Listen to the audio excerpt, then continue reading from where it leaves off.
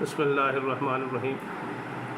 میں خالد میو اپنے YouTube channel دعوت فکر آخرت میں نے عورتوں کی اچھائیوں کے بارے میں آپ سے عرض کی تھی۔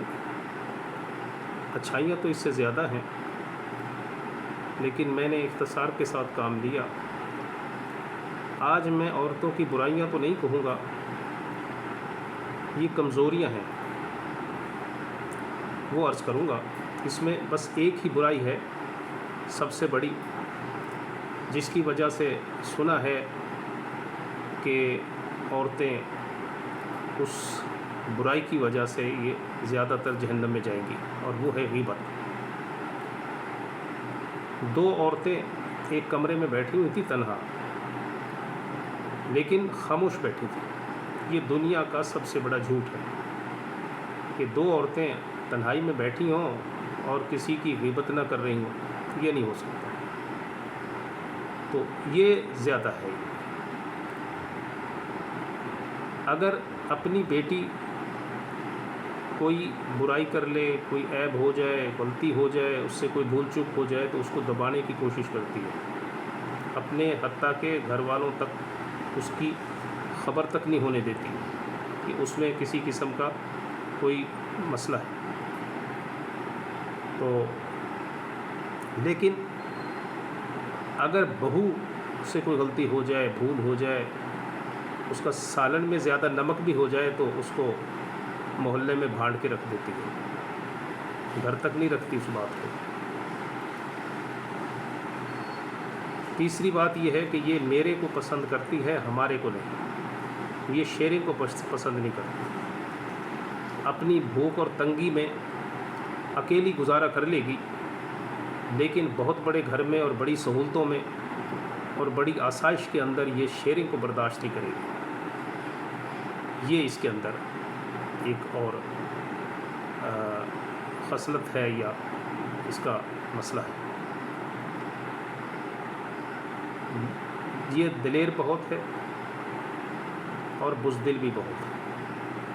ذرا سی کوئی چھپکلی اس کے اوپر گر جائے، کوئی چوہا سامنے سے گزر جائے تو چیخیں نکل جاتی ہیں۔ اور دلیر اور اتنی ہے کہ جب اپنی آئی پہ آئے تو یہ حدیں بھی پار کر جاتی ہیں، جان تک کی پرواہ نہیں کرتی۔ گھر میں اپنا بچہ پوٹی کر دے تو اس سے اس کو کوئی نفرت نہیں ہوتی، کسی اور کا بچہ کر دے، بے شک اس کی بہن کا بھی ہو یا کسی گھر میں دوسری رہنے والی کا ہو، کوئی دورانی ہو، دیورانی ہو، کوئی نند ہو، اس کے بچے کو خود نہیں اٹھائے گی بلکہ ناک پہ کپڑا ڈال دے گی۔ یہ اس کے اندر ایک میں نے عورت کو دیکھا ویگن میں بیٹھے ہوئے کہ اس کا بچے نے پوٹی کی۔ اس وقت پیمپروں کا رواج نہیں تھا، اب تو پیمپر لگ جاتے ہیں بچوں کو۔ تو اس بچے نے جو پخانہ کیا تو وہ سارا اس کے اوپر چھاتی پہ آ گیا، لیکن اس کے باوجود اس سے بچے سے پیار کرتی رہی۔ میں نے کہا ابھی یہ بچہ باپ کے پاس ہوتا تو اس نے باہر پھینک دینا تھا اس بچے کو۔ تو ایک عورت نے ایک دوسری عورت سے کہا کہ سکول میں میرے بچے کو کھانا دے آؤ۔ اس نے کہا کہ بھئی میں کس کو کھانا دے کے آؤں؟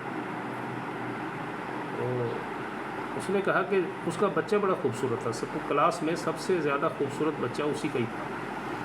اس نے کہا جو تجھے خوبصورت بچہ نظر آئے اس کو دے دینا۔ وہ چلی گئی۔ اس کا اپنا بیٹا بھی وہاں پڑھتا تھا، اس عورت کا جو کھانا لے کے گئی، لیکن وہ کالا کلوٹا سا تھا، اس کو کھانا دے آئی۔ تو واپس آئی، اس نے کہا کھانا دے آئی؟ کہتے ہاں میں دے آئی۔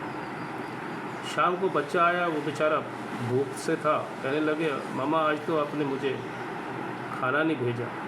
کہنا بیٹا کھانا تو دیا تھا میں نے۔ تو کہنے لگے نہیں مجھے نہیں ملا، ایک عورت آئی تو تھی، وہ کاڑے کلوٹے سے ایک بچے کو کھانا دے گئی۔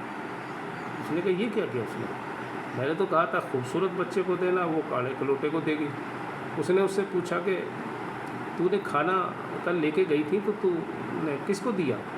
کہتے میں نے خوبصورت بچے کو دیا۔ کہتا خوبصورت کو تو نہیں دیا، تو کاڑے کلوٹوں کو دے۔ کہتا ہے مجھے اس سے زیادہ خوبصورت کوئی لگا ہی نہیں، کیونکہ اس کا اپنا بیٹا تھا۔ تو یہ میں اس کو عیب نہیں کہتا، یہ مینوفیکچرنگ فالٹ ہے، جس کو کہتے ہیں نا کہ یہ تکنیکی فالٹ وہ ہے۔ تو اب میں کچھ اس کو مزاحیہ انداز میں عرض کروں گا۔ میرے گھر میں جو میری بیگم ہے، مجھے سارا اسی کا ہی غم ہے۔ یہ ہو تو لگ جاتا ہے غم، یہ نہ ہو تو بڑھ جاتا ہے غم۔ جب ہو جائے خفا اور برہم، پھر بھی بڑھ جاتا ہے غم۔ جب مسکرائے تو اتر جاتا ہے غم، گھبرائے تو میرا نکل جاتا ہے دم۔ ذرا سے غم سے پلکیں ہو جائیں پرنم، بگڑ جاتی ہے تو ہوتی ہے دمادم۔ اپنے گھر والوں کا کوئی آ جائے غم، پھر آنکھوں سے گرتی ہے شبنم۔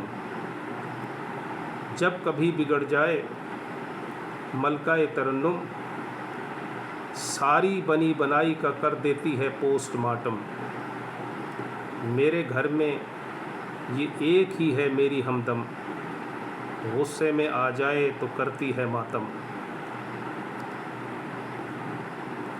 اس کی زبان میں مٹھاس ہوتی ہے، مٹھاس سے زیادہ کڑواس ہوتی ہے۔ اپنے گھر کی یہ سردار ہوتی ہے، اپنے میاں اور بہو کی تھانے دار ہوتی ہے۔ آخری مصرع ہے۔ گھر میں آتی ہے کسی کی لخت جگر، جب گھر میں آتی ہے کسی کی لخت جگر، اس کے لیے یہ ہو جاتی ہے سخت جگر۔